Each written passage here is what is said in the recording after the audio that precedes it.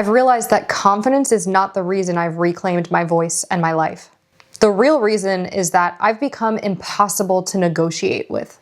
Like many people, I used to unconsciously give away emotional labor, reassurance, clarity, over context, because it made me feel safer. I think we tend to default to that because when we're in survival, we're so preoccupied with the fear of what will happen to us if we don't, that we lose sight of the price that we have to pay in order to live that way. But inevitably, when you are on this path of ego dissolution and differentiation, you eventually face that price. And when you see it, you can't unsee it.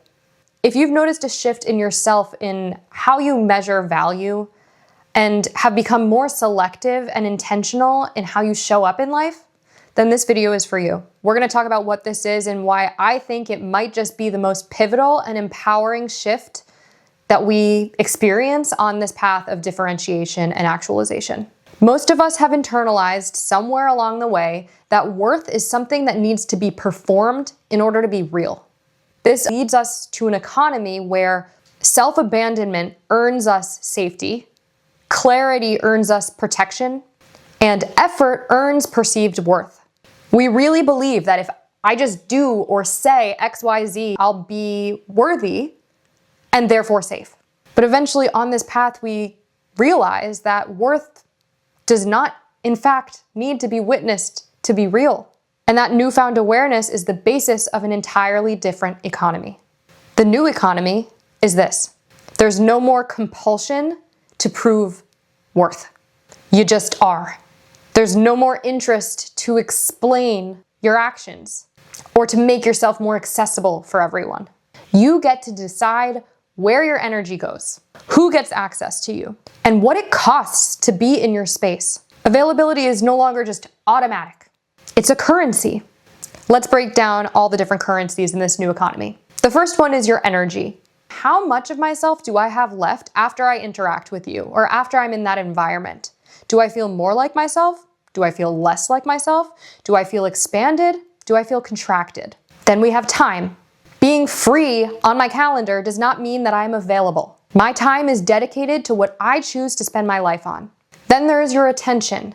And that's not just what you respond to, but it's what you choose to be present with. I've realized, operating in this new way, in this new economy, that I can respond to someone politely and respectfully while also protecting my presence and not giving them full access, and no longer conflating the two. And emotional availability.